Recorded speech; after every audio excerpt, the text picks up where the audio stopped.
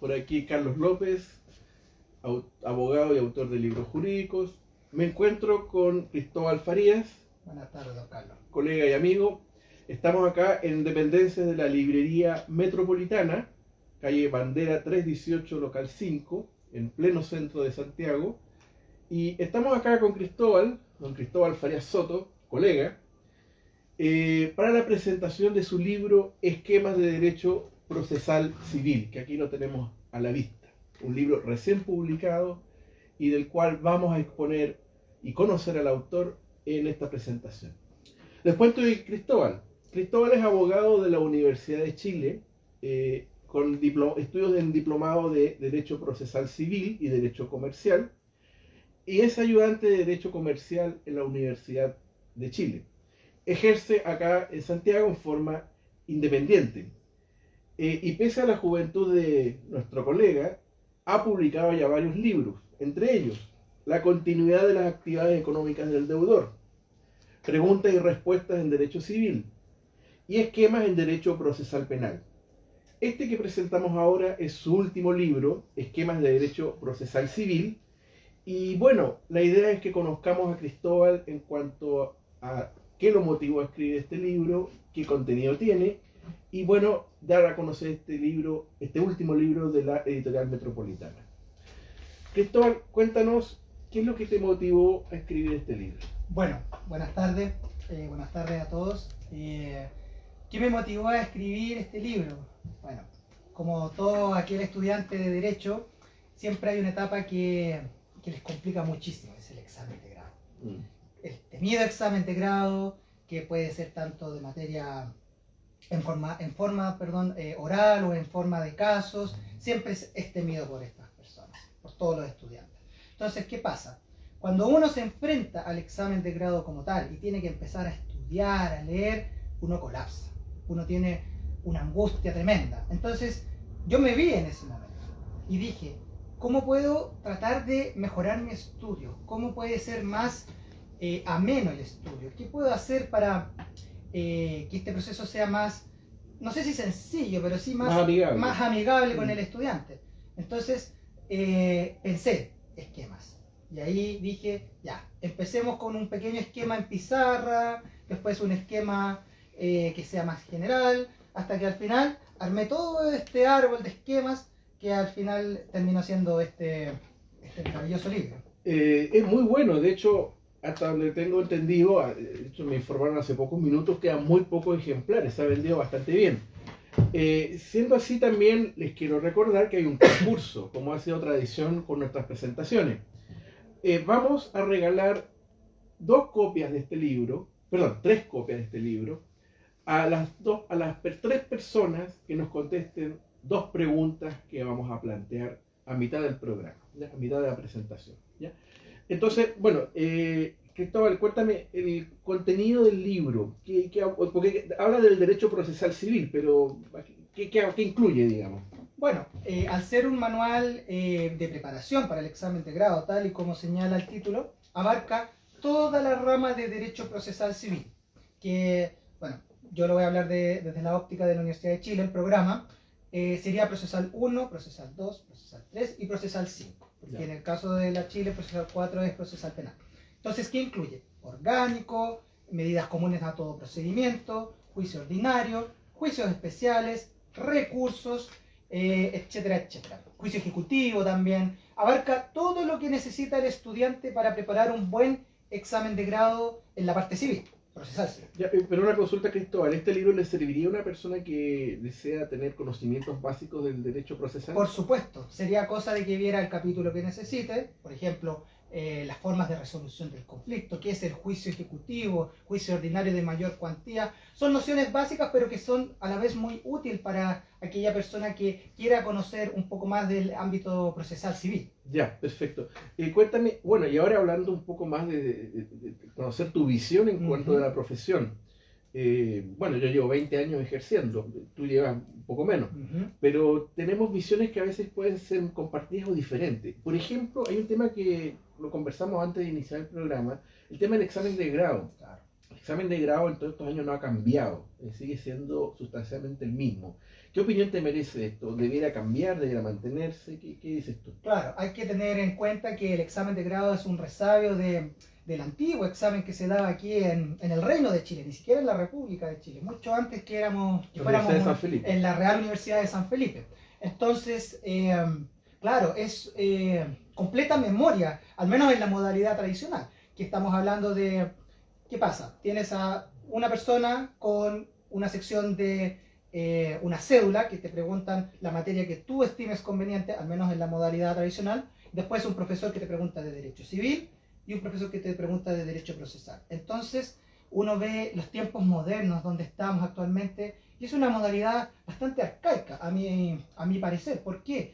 Porque es muy complicado para los mismos estudiantes que, si bien ya se enfrentaron a un proceso que son 5 años y a veces incluso más en caso de que alguien repruebe una materia de procesal, tener que volver a recordar tantos conceptos, tanta doctrina, todo condensado en ¿cuánto? 1 hora, media hora de interrogación.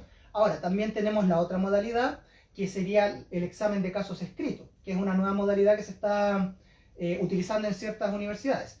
Entonces, respecto del examen tradicional, es una forma bastante arcaica. Uno diría que a veces incluso puede ser arbitraria las preguntas que se le hacen a los estudiantes. Más aún contando o teniendo en consideración, mejor dicho, los nervios de la persona, la preparación de la persona. Hay muchos factores que afectan la rendición de este ¿El examen de grado de la Universidad de Chile qué contiene? El examen de grado es una cédula que, Ya. como señalé, uno escoge la materia a preguntar, por ejemplo, derecho comercial, derecho civil, no, perdón, derecho laboral, historia del derecho, Ya. una rama que no sea las dos principales, que son derecho civil y derecho procesal. Luego de eso está derecho civil, que en la malla de la Universidad de Chile son 7 civiles obligatorios, que ya es harto, y un civil optativo que es respecto de sucesorio, también una materia. Luego procesal. Y luego la materia de procesal, que son 5 procesales. ¿Y hay otra cátedra más o solo esos 3? Solo esos 3. Ah, eso es Sin sistema perjuicio tradicional. de que ha pasado que algunos profesores, para tener un poco más de conocimiento del alumno, le preguntan de otra cosa. Puede ocurrir que alguien haga una cédula de derecho del consumidor, por ejemplo, y le pregunten de derecho ambiental. Perfecto. ¿Mm? Y hablando de preguntas, acuérdense, estamos acá en la librería de la Editorial Metropolitana, Bandera 318, local 5. Estamos esquina Bandera, detrás de la Corte Suprema. Y bueno, recuerden también que vamos a regalar 3 ejemplares de este libro sobre la base de que contesten 2 preguntas que nos va a decir Que la vamos Cristóbal. a continuación. ¿Cuál es la pregunta 1? La primera pregunta. El artículo 108 de un código de nuestra república contiene una definición de competencia. ¿Cuál es ese código? Esa es la primera pregunta. Y la segunda pregunta. ¿Quién dijo la siguiente frase? Haced más, tratad asuntos dignos de nuestra patria y de la posteridad. Esta frase es de un americanista muy importante. Quizás ella casi lo respondí. ¿La puedes repetir, por favor? Porque igual es complicada, no la escuché bien. La pregunta 2 es, ¿quién dijo esta famosa frase? Haced más, tratad asuntos dignos de nuestra patria y de la posteridad. Ya, ahí tenemos entonces las 2 preguntas, las vamos a repetir ya al final del programa. Uh-huh. Y bueno, sigamos conversando. Hay una cosa que tú dices que yo como profesor... Un hecho, no una cosa, un hecho. Un hecho, ya, correcto. Estamos entre amigos, podemos hablar con confianza. Y tú me estás hablando de que el examen de grado obliga a estudiar todo esto de nuevo, pero yo como profesor me he dado cuenta de que justamente el examen de grado te permite dar una vuelta de tuerca sobre toda esta materia que está suelta y empieza a articularse. En ese sentido el examen de grado yo lo encuentro que es importante.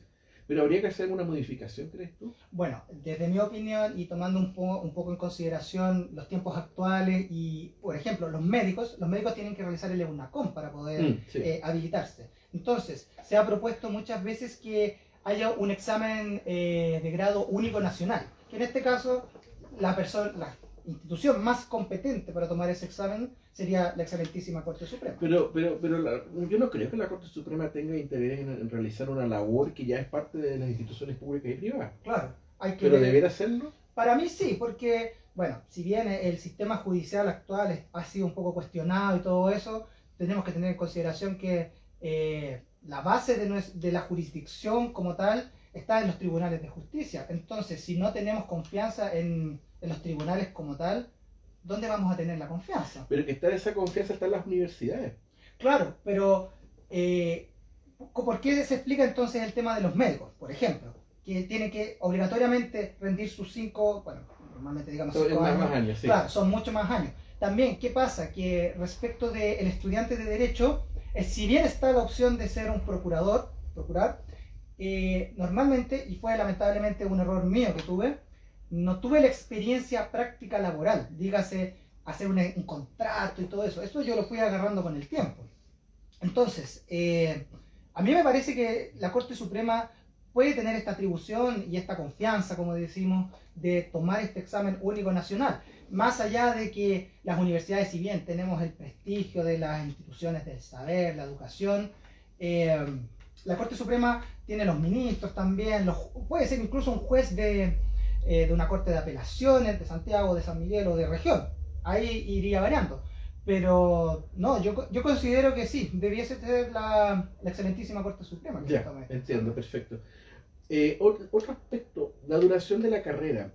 Mira, hace un tiempo me llegó un folletito muy simpático de la malla curricular de la carrera de Derecho de la Católica de Valparaíso, que tenía otro nombre en esa época, no recuerdo, de 1903. Tenía una cantidad miserable, pequeñísima de cátedras. Era prácticamente tú podías hacer muchas cosas paralelas y estudiar Derecho. Pero hoy día la carrera de Derecho se ha saturado. Hoy día tú ves una malla curricular tremendamente pesada. No sé si en la Universidad de Chile utilizan el sistema de crédito. Sí. Pero que en el fondo muchos estudiantes no estudian por, yo quiero dedicarme a lo público, a lo privado, etcétera, o a lo penal, sino que busco sumar créditos. Es como una carrera contra el tiempo. Claro. ¿Qué dices tú? ¿Hay que simplificar la carrera? ¿Hay que alargarla? ¿Qué hay que hacer al respecto? A ver, yo creo que la carrera dura demasiado. Hay muchos contenidos para tan poco tiempo, y más aún, si el año 1913 era una carrera muy cortita, ahora incluso va a seguir aumentando con el tema ambiental, por ejemplo, el tema del compliance, el tema laboral, el tema del acoso, el tema penal que está tan en boga hoy en día, va a seguir aumentando. Entonces, ¿qué pasa? El problema del estudiante de Derecho, tal y como señalé que fue uno de mis pequeños problemas, era la falta de práctica. Entonces, al no tener una práctica, el estudiante sale, una vez ya jurado, sale a ciegas. Entonces no sabe cómo redactar un contrato, no sabe redactar una demanda, un recurso, no sabe hacer un alegato ante una corte, ante un mismo juzgado, ni siquiera una corte de apelaciones. Sí. Entonces, ¿qué digo yo? Si bien no podemos acortar las materias, porque estaríamos dejando afuera materias muy importantes. El mismo, uno ve aquí la longitud de estos esquemas, es mucha materia. Y no podemos decir que haya una materia menos importante que otra, pero sí debiese haber un poco más de práctica en la carrera. Tenemos el caso de las clínicas jurídicas, pero las clínicas jurídicas son, ¿cuántos? 6 meses, a lo más un año con una clínica especializada. Le falta al estudiante práctica. A mí me pasaba cuando hacía las ayudantías que los alumnos en el tema comercial, concursal, quiebra, no sabían descargar un formulario para solicitar una reorganización. A ese punto. No sabían llenar un formulario.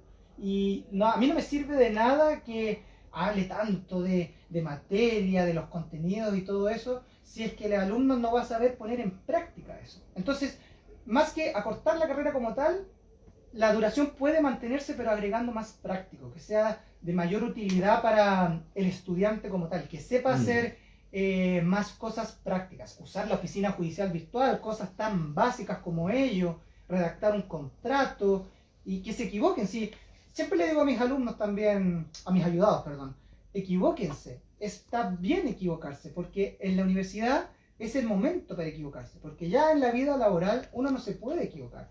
Bueno, se puede equivocar, pero con las consecuencias que eso trae. Quizás tú, Cristóbal, te refieres un poco a lo que pasa en medicina, que ahí hay una formación teórica y después una formación clínica. Claro, las prácticas. Claro, pero fíjate un detalle, tuvimos hablar de la Universidad de San Felipe, ya en esa época la universidad daba una formación y las prácticas forenses te hacían, o sea, fuera de la universidad te hacían el tema práctico. Claro. Y bueno, en la universidad en esa época se dedican a puro rezar, así decía Miguel Luis Amunati. Pero entonces sigamos con temas muy interesantes, ya que estamos hablando de estos temas. tú que has trabajado un libro que es en el fondo de tramitación, Ujú. que yo tengo formación civil, o sea, la parte sustantiva, tú estás viendo el tema procesal. ¿Te merece algún reparo el sistema procesal civil como está planteado hoy en día, que data de 1903? Claro, el problema de nuestro Código de Procedimiento Civil es que es del año 1903, que la última gran reforma fue la Ley de Tramitación Electrónica. Y aún así, en la Ley de Tramitación Electrónica no se incluyó ciertos aspectos procesales, por ejemplo, los juzgados de policía local. Claro. Actualmente los juzgados de policía local, si bien ha comenzado muy poquito el tema de tramitación online, uno tiene que ir presencialmente a dejar un escrito, a preguntar por una resolución, etcétera, etcétera. Entonces, ¿qué pasa? Nuestro Código de Procedimiento Civil tiene resabios del antiguo sistema indiano, entonces del derecho indiano. Entonces, sí, habría que hacer una reforma para tratar de que los procesos sean más rápidos. Normalmente yo he visto que las sentencias son ¿cuánto? 5 años para una resolución de primera instancia, Sí, y después tenemos la apelación ante la Corte de Apelaciones respectiva, y después más aún la casación, o incluso puede llegarse a un tribunal internacional respecto del proceso mismo. Entonces, son muy largos los procesos. Tiene que agilizarse un poco ese tema. Pero no puede ser también, y de hecho las estadísticas lo demuestran, que los tribunales son civiles, al menos son verdaderas oficinas de cobranza de los Claro. bancos y de las instituciones financieras. Ujú. Una abrumadora mayoría de las causas que se tramitan allí son de cobranza. Claro. Habría que sacarla, y esa es la idea un poco de la reforma procesal civil. Pero fíjate también que al respecto hay un tema bien interesante que dice el Código de Procedimiento Civil, que es justamente que se busquen mecanismos autocompositivos de resolución de conflictos, la mediación, la transacción, la conciliación. Claro. Y de hecho se reformó hace un par de años atrás, el 2021, respecto de el deber de los abogados, estoy viendo el artículo 3 bis del Código de Procedimiento Civil, de los funcionarios de la Administración de Justicia y los jueces, promover el empleo de métodos autocompositivos de resolución de conflictos. ¿Podría ser esto una solución para descongestionar los tribunales? Yo opino que sí, porque si vemos el ejemplo de los juzgados de familia, por ejemplo, está esta mediación previa, donde está este mediador, un tercero imparcial, para que las partes intenten llegar a un acuerdo. Y ya si aún no se llega a acuerdo en esa mediación en ciertas materias, ahí recién pasamos a la etapa procesal como tal, judicial. Y luego de eso, más aún, el juez va a intentar que las partes lleguen a un acuerdo. Y eso también ocurre en materia laboral. Hay una conciliación. El juez va a tratar de proponer las bases de acuerdo. Entonces, si bien está la etapa de conciliación aquí en materia de juicio ordinario, esta no es suficiente. Porque muchas veces las partes ni siquiera, a mí lo que me ha pasado, las partes ni siquiera llegan a esta audiencia de conciliación, esta etapa de conciliación. Entonces, la previa, te la refieres. previa, etapa previa, exactamente. Entonces, si tuviéramos algún sistema o modelo donde la gente llegase a un acuerdo antes de la etapa procesal como tal, la etapa judicial, el sistema se descongestionaría mucho. O más aún, podemos tratar de crear nuevos tribunales respecto. El Código de Comercio habla de los juzgados de comercio. Esos juzgados no existen. No existen. Es el Nunca se crearon. Exactamente. O los juzgados de lo contencioso administrativo, ya yéndonos a la. Claro, también es un tema de la Constitución del 25. Exactamente. Entonces, si tuvieran los juzgados un poco más de especialización, tomando ciertas causas, por ejemplo, un juzgado de juicio ejecutivo, por poner un ejemplo, un juzgado de juicio ordinario per se. Eso podría. Pero no tengo entendido que está la idea de que se especialicen los tribunales civiles en materia de insolvencia y reprendimiento. Claro, o sea, el tema de la insolvencia y reprendimiento del juicio como tal lo ven los juzgados civiles. Y ese ha sido uno de los grandes problemas entre pandemia y post-pandemia y post-estallido social también, que se han llenado de causas de liquidación, la antigua llamada quiebra. Por ejemplo, a mí me tocó trabajar de cerca con la quiebra de esta empresa Claro Vicuña, una empresa inmobiliaria millonaria. Y nos tocaron casos de juicios laborales ahí mismo dentro del juicio civil, que sin resolver ese juicio laboral, el juicio civil, el principal, quedaba parado. Entonces, sería bastante interesante poner estos juzgados especializados en alguna materia. Ya tenemos el ejemplo en temas laborales y de familia, pero aún así. No, y el Tribunal de la Contratación Pública. Exactamente. Y hay varios tribunales, el Tribunal Aduanero también existe. El Tribunal de Propiedad Intelectual Propiedad también. intelectual, exactamente. Ahí hay una tendencia muy fuerte a sacar Claro. de la esfera. Pero también, lamentablemente, lo que queda como derecho común tiende a ser lo que en el fondo es la necesidad de la gente común y corriente. Exactamente. Porque al final son grupos económicos importantes que van formando sus propios tribunales, con sus propios abogados e incluso sus propios domicilios. Claro. Bueno, es un tema largo, la verdad, ahí Da para mucho. La verdad, bueno, había un ex contralor, aquí lo anotaba don Ramiro Mendoza, que hablaba justamente de la excesiva cantidad de leyes que hay en Chile. Hay una inflación normativa muy grande. La mediación que tú mencionas está en una cantidad de ámbitos enormes, incluso en materia penal hay un tipo de mediación. Está la mediación en el tema de salud, hay una mediación incluso escolar. Y aún así, pese a haber tantas herramientas de mediación, el conflicto social aumenta.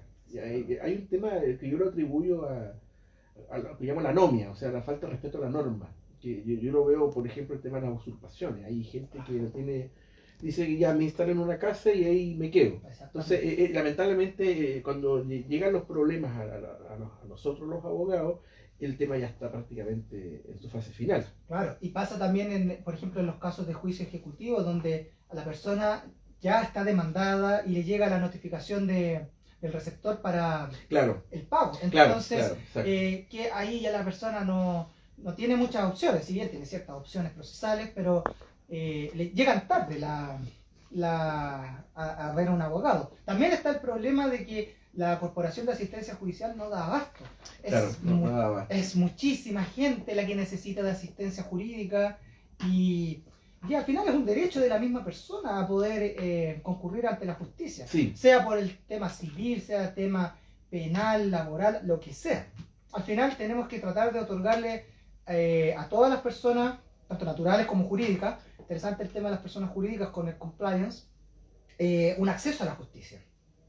Bueno, y volviendo a lo que nos convoca, recuerden que estamos acá en la librería de la Editorial Metropolitana, Bandera 318, local 5. Estamos con nuestro invitado de hoy, don Cristóbal Farías, abogado, en la presentación de su libro Esquemas de Derecho Procesal Civil, del cual regalaremos 3 copias, siempre y cuando respondan las 2 preguntas que les va a formular el autor. Si les responden las 2 preguntas, obviamente, llegando mañana en la mañana, primera hora, van a recibir el libro de regalo. ¿Cuáles son las preguntas, Cristóbal? Bueno, la primera pregunta era, el artículo 108 de un código de nuestra república señala el concepto de competencia. ¿Cuál es este código?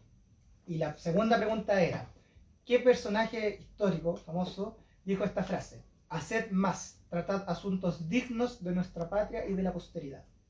Ahí están las 2 preguntas. Bueno, el ideal de este señor es el que debe guiar justamente nuestra profesión. Exactamente. ¿Ya? De todas maneras, una profesión humanista por excelencia. ¿Algún comentario final que quieras aportar, alguna reflexión? Bueno, respecto de los estudiantes que están ahora preparando el examen de grado o que están esperando una práctica, no se rindan. El examen de grado yo siempre lo consideré como una maratón. No es una carrera, es una maratón. No importa si llegas primero, segundo, tercero, lo importante es no ganar la maratón, sino que terminar la maratón. Estudien, lean, es importante la lectura. Mucha gente actualmente no lee o no se educa, no rayan los códigos. Los códigos están hechos para rayarse, los libros están hechos para rayarse. Rayen los libros, hagan glosas, anotaciones y siempre estén ocupados buscando algo que leer. La verdad es que yo disfruto mucho de la lectura, me gusta mucho leer literatura clásica, literatura de otro tipo, por ejemplo, Las Mil y Una Noches, literatura jurídica, tengo un estante lleno de libros jurídicos y no se frustren, equivóquense, yo insisto con eso. Muchas veces la gente se frustraba, veía alumnos que no sabían un concepto X, pero yo les decía, equivóquense, la universidad es la época para equivocarse, después no van a poder equivocarse. Y este manual, el ideal es ayudarles en esta comprensión de materia en el ámbito procesal civil y que traten de hacer un poco más ameno, si es que se puede tratar de hacer más ameno, el estudio del examen de grado, el tan vilipendiado examen de grado.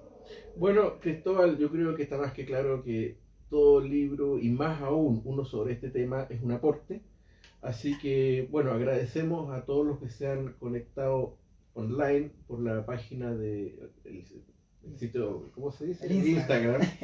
De Editorial Metropolitana. Acuérdense que le estamos hablando desde la librería de la Editorial Metropolitana. Pueden acá a venir a comprar el libro de Cristóbal. Bueno, recuerdo que quedan pocos, la verdad, y hay que reservarlo ya. Y recuerden las preguntas que les hicimos para que mañana puedan venir a primera hora y responderlas, las dos preguntas que ya se las hicimos. Y bueno, agradecer a Cristóbal, gracias por tu presencia, agradecer a la Editorial Metropolitana por su gentil invitación. Y bueno, tengan todos ustedes muy buenas tardes y mucha suerte en todas sus actividades. Éxito a todos.